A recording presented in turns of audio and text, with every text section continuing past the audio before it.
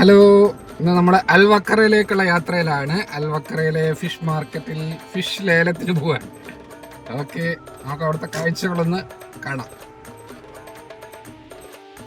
ഞങ്ങൾ താമസിക്കുന്ന അൽവക്കയിൽ നിന്ന് അൽവറക്ക സൂക്കിലേക്കുള്ള യാത്രയിലാണ്. അവിടുത്തെ ഫിഷ് ലേലത്തിൽ പങ്കെടുക്കുക എന്നുള്ളതാണ് ലക്ഷ്യം.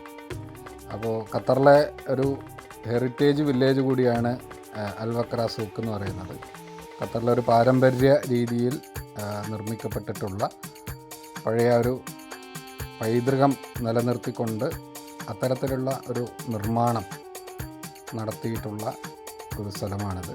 അവിടുത്തെ ഫിഷ് മാർക്കറ്റിലാണ് സാധാരണ 7:30 ആണ് ലേലം ഉണ്ടാവാറുള്ളത്. ഞങ്ങൾ അല്പം ലേറ്റായിട്ട് 8 മണിയോട് കൂടിയാണ്, 8 മണിക്ക് ശേഷമാണ് അവിടെ എത്തിയത്.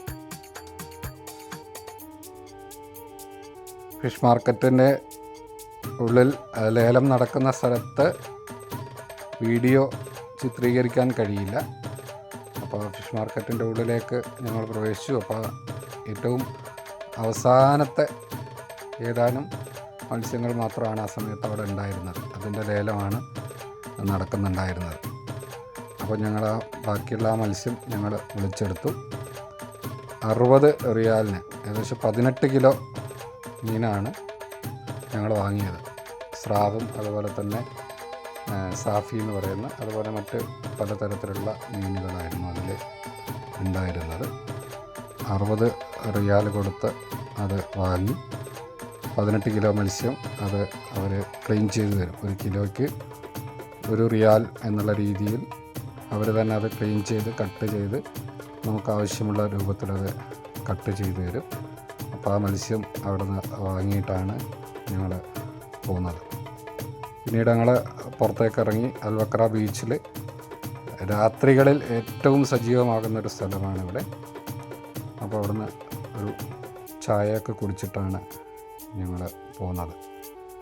രാത്രികളിൽ ഈ ഫിഷ് ബാർബിക്യൂവും അതുപോലെ തന്നെ അതിൻ്റെ പലതരത്തിൽ ഉള്ള മത്സ്യ വിഭവങ്ങൾ ലഭിക്കുന്ന ഏറ്റവും പ്രസിദ്ധമായിട്ടുള്ള ഒരു പ്രദേശമാണ്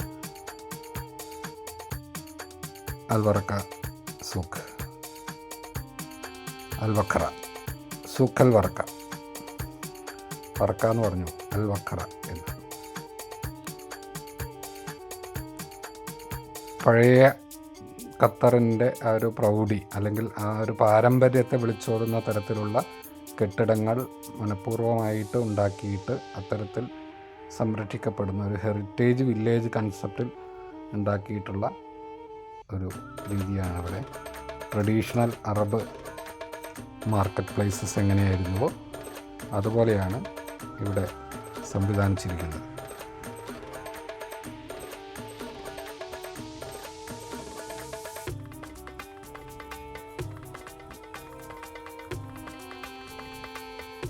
അതിന് പുറത്തേക്ക് ഇറങ്ങുമ്പോൾ അൽവക്ര ടൗൺ, ആ ടൗണുമായിട്ട് ബന്ധപ്പെട്ട് ഇതിൻ്റെ ഹെറിറ്റേജ് വില്ലേജും പുറത്ത് അൽവക്രയുടെ വിശാലമായി കിടക്കുന്ന ടൗണും ഒക്കെ കാണാം. അവിടെ കണ്ട മറ്റൊരു കാഴ്ചയാണ് ഒട്ടകം. ആ ഒട്ടകപ്പുറത്തുള്ള ഒരു ക്യാമൽ സഫാരിയാണ്. എല്ലാ ദിവസവും രാവിലെയും വൈകിട്ടും അവിടുത്തെ കൊട്ടാരത്തിലെ ഗാർഡുകൾ, അതുപോലെ റോയൽ ക്യാമൽസ് എന്നാണ് ഇത് അറിയപ്പെടുന്നത്, ഗാർഡുകൾ നടത്തുന്ന ഒരു ക്യാമൽസ് പരേഡാണ്. എല്ലാ ദിവസവും രാവിലെയും വൈകിട്ടും ഈ പരേഡ് അവിടെ നടക്കാറുണ്ട്. മെജസ്റ്റിക് അമീരി ദിവാൻ എന്നറിയപ്പെടുന്ന അതിന് കീഴിലാണ് അതിൻ്റെ ഈ സൂക്കിന് മുന്നിലായി കാണുന്ന മെജസ്റ്റിക് അമീരി ദിവാൻ്റെ റോയൽ ക്യാമൽസ് പരേഡാണ് എല്ലാ ദിവസവും അവിടെ നടക്കാറുള്ളത്.